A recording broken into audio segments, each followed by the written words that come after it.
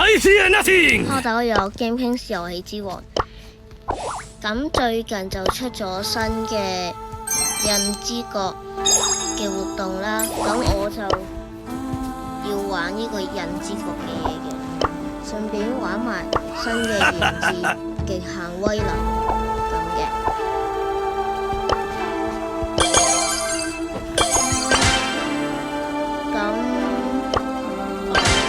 開始玩夾心蛋糕，玩呢個源自極限威能先啦。咁講一下源自極限威能係點噶啦？源自極限威能就係抽直接十字，跟住嗰個十字會有一個圓圈，就好似塔拉塔。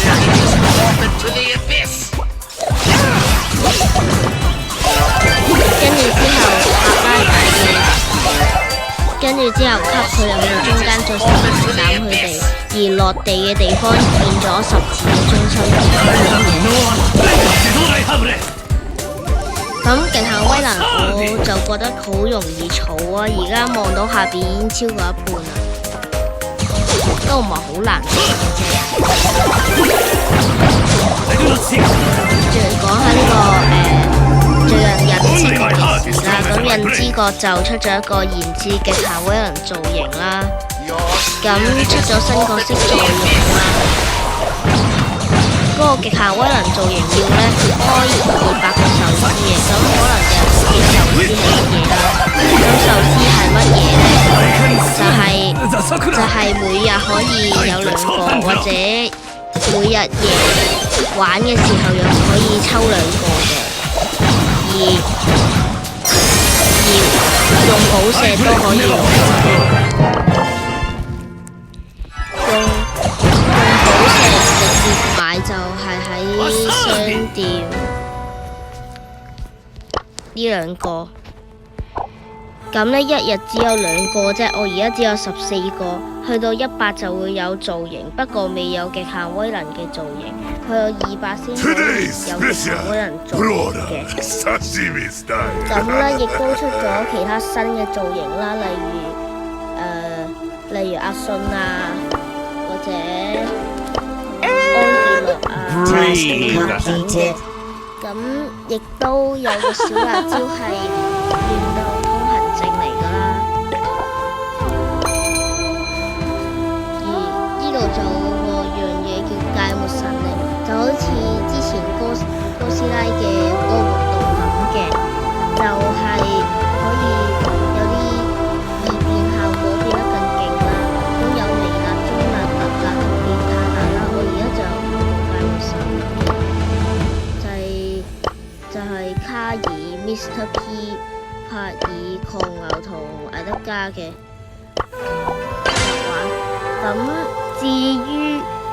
至於講呢一個芥末神力就要喺壽司度抽啦，咁壽司就有機會分裂成2個嘅，咁亦都有機會抽到其他嘢啦，可以抽到造型都有機會。而我覺得佢排嗰個辣嘅表呢，就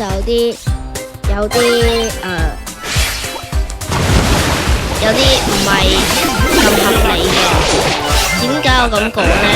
因為例如漢克啦，漢克俾人打一下就直接出一招大技，咁勁佢竟然變中辣，所以我覺得係真係有啲分別嘅。嗱，呢個極限威能。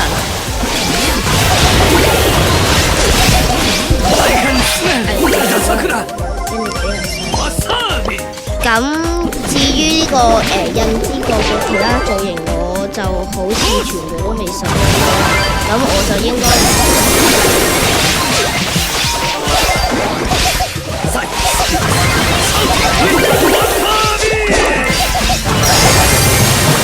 用一開極限威能我就拆咗。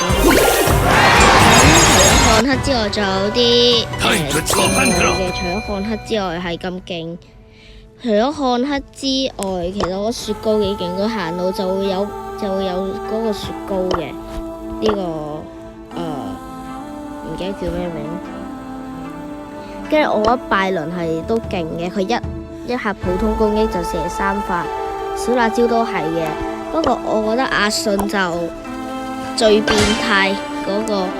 阿信係我之前玩印之國大戰啦，有個模式。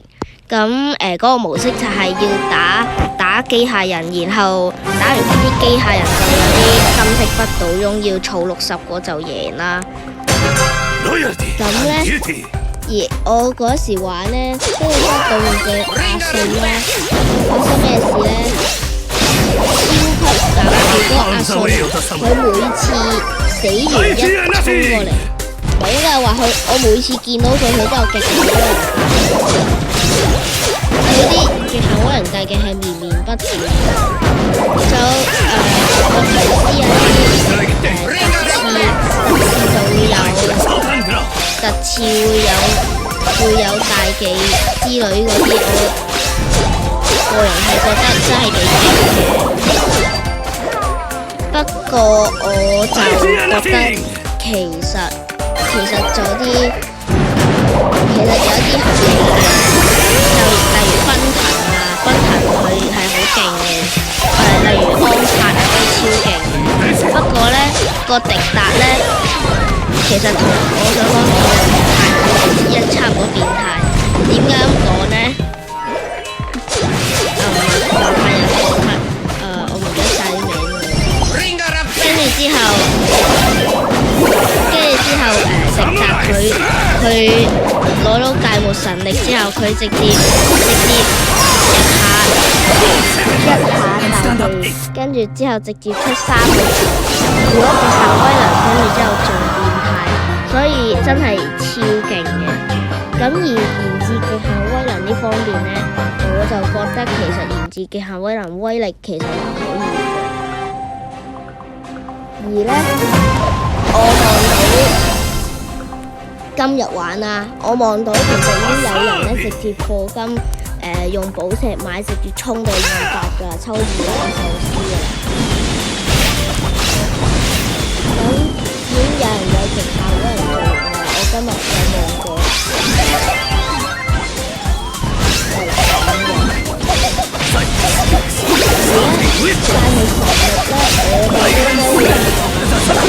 呢個卡爾嘅計木神力同艾德加嘅計木神力嘅。咁點解其他唔拍呢？第一啦，等級超少啦。第二，我個帕爾雖然11呢，但係冇個海威能，所以我就唔會玩帕爾。唔一定嘅，咁我就睇到時點啦。我唔一定唔會拍嘅。對面有個延至超痛，咁延至而家呢就係乜做？我當初呢真係諗住佢轉出嚟極限威能做，因為本身淨得一個29造型同一個149造型。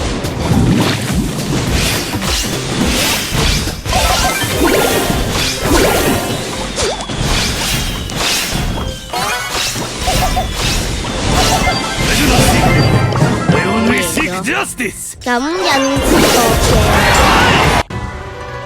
嘅所有嘢大就講到咁多啦。咁我應該會再出多條片去講呢一個印之國大戰嘅。咁最後再講埋呢個活動日曆，呢度有個新